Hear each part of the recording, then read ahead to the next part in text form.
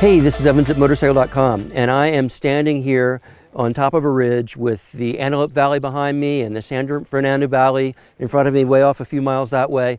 And I've got the perfect bike for racking up miles, I think. I'm on the Ducati Multistrada 1260 Grand Tour.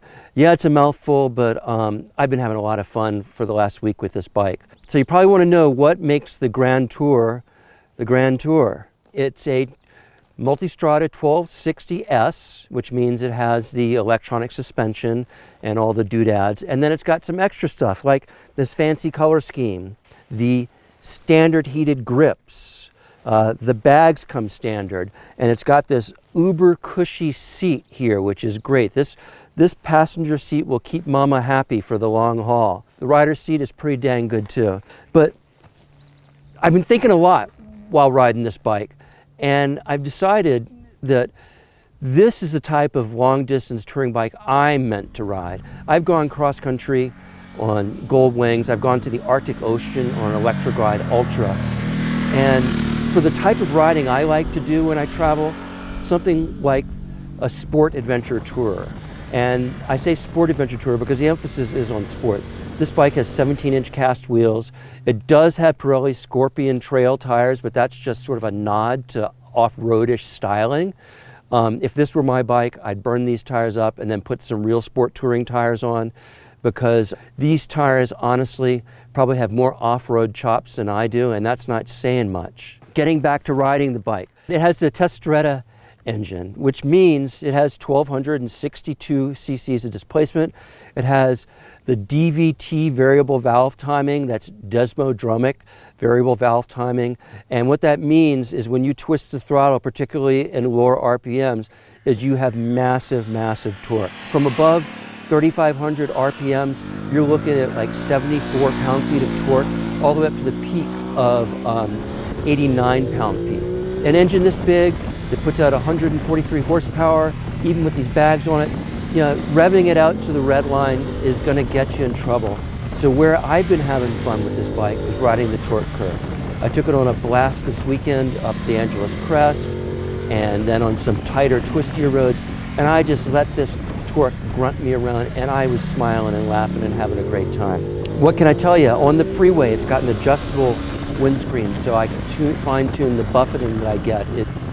In the lowest position, which is what I have for maximum cooling, at freeway speeds it does put a little turbulence around the base of my helmet, makes it kind of noisy. And I don't want to be thinking about noise, particularly since I don't have to think about how fast I'm going, because yes, John Burns, this has cruise control and standard heated grips. One of the things that all the Multistradas have that I really like is this great 5-inch TFT. It has all the information you need. You can scroll through multiple trips, you can set the modes, you can fine tune each mode to your specifications. So if you like the Sport to be a little bit stiffer than Ducati has as its default setting, you can go in there and change the suspension damping and the throttle application. All that's really kind of cool. What's even better is it's all easily accessible right here through the grips.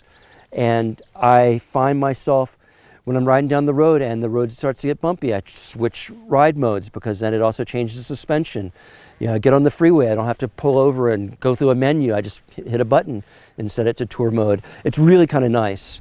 But getting back to riding the bike, the modes, because it has the electronic suspension, the semi-active suspension, not only does the skyhook suspension adapt to what you're doing, the road is and how it's behaving, but it allows you to set the parameters and fine-tune each setting. For example, I took one of my favorite windy roads. It's really quite bumpy, and I use it for testing bumpy suspension on sport bikes. And I was able to put it in touring mode and just rail down the road. Yeah, I had more chassis pitch, but the bike wasn't unsettled at all by the bumps. And then when the pavement smoothed out, I just sort of reached down, flipped a couple switches, put it back in sport mode, and boom, everything tightened up the way you want it to handle on a windy road. Has Ducati quick shifter. Ducati has gotten, with every iteration of the quick shifter, has gotten better and better. I find myself almost never using the clutch on this bike. Once I get moving, even if I'm just putting along in traffic, I up and downshift with the quick shifter, and it's pretty much lurch free. There wasn't a time too long ago when you really only wanted to use quick shifters when you were high in the revs, accelerating hard or decelerating hard. But now it handles all of that around town, bombing in the canyons, cruising on the freeway. It's really, really nice. The riding position is really comfortable for racking up the miles or for sport riding. My only complaint when it comes to the riding position is the foot pegs. When I go on a windy road, I like to put the balls of my feet on the pegs. And when I do that, my heel hits the heat shield on the right side, and my heel hits the center stand on the left side. The problem with center stands used to be that you drag them going around corners, and this doesn't happen. It hasn't happened to me while I've been riding it. But dang, that center stand just gets in the way when I'm riding on the balls of my feet. So I end up putting the arches of my feet on the pegs. I've sort of divided my time between riding with and without the bags. It does affect the handling a little, even with the settings changed to the little helmet or the little helmet with the saddlebags. I prefer when I'm going for a sport ride to take the bags off, and it just makes it that much lighter and more fun to ride. But really, practicality on day-to-day use, riding around town, it's nice to have a place to toss. You know, I've got cleaner in here for visors and windscreen and stuff like that. So the bags, not only are the bags easy to open and they're really practical, they come off easily. Just turn the lock, lift the latch, and it pops off. Ducati has done a great job of hiding the mounts. I mean, some bikes you have a bar back here that says saddlebags right here, but instead they're recessed inside the bodywork, and it looks really, really nice.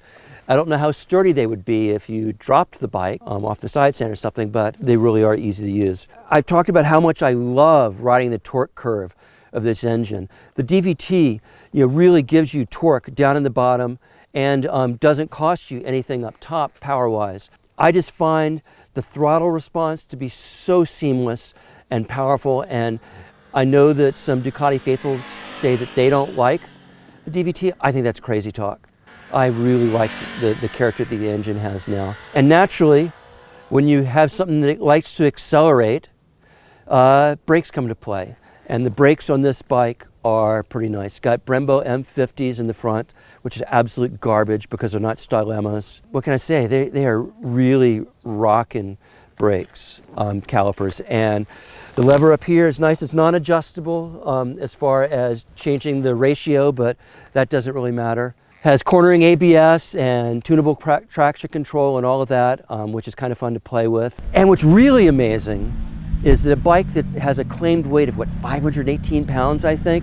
This bike steers so light in the corners. I thought that I was just going to have fun in the more swooping roads of the Angeles Crest Highway, but I got on some of the more tighter technical roads, the Angeles Forest roads, and this bike really likes you to pitch it into the corners. It's surprising. In fact, sometimes you can get a little carried away and forget that it is as big a bike as it is, and it does take a little while to slow down, even with good brakes. But I've been having so much fun. I haven't dragged the pegs, but I have dragged my toes a few times on this. And I don't usually do that on a big bike like this because that means you got a lot of weight and a lot of momentum going behind you, but it handles so well. To recap, what you get with the Multistrada 1260 Grand Tours, you get everything that the 1260S has, plus you get heated grips, you get a cool paint scheme, you get auxiliary lights, a comfy seat, and saddlebags, all standard. And that price is between $23,000 and $24,000. I think it's $23,600, but if I'm right, it'll appear over one of my shoulders, and if I'm wrong, it will appear over one of my shoulders.